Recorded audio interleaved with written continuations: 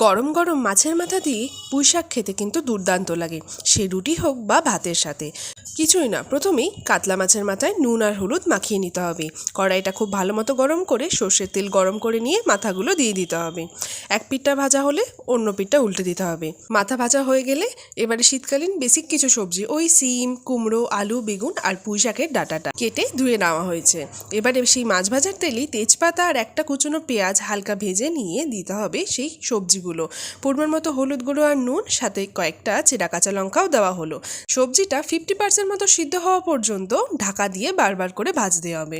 এভাবে সবজিটা প্রায় 50% মতো সিদ্ধ হয়ে গেলে মাছের মাথাটা দিয়ে পুঁই শাকটা দিয়ে দিতে হবে। এখন আর কোনো মিক্স করা হবে না, ঢাকা চাপা দিয়ে দেওয়া হলো।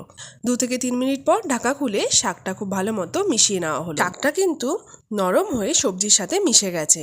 স্বাদ ব্যালেন্সের জন্য হালকা একটু চিনি দেওয়া হলো। মাছের মাথাটা একটু নরম হয়ে আসায় খুন্তি দিয়ে ভেঙে দেওয়া হলো। ব্যাস, সব সবজি সিদ্ধ হয়ে হালকা রসা রসা হয়ে গেলেই তৈরি আমাদের মাছের মাথা দিয়ে পুঁই শাক।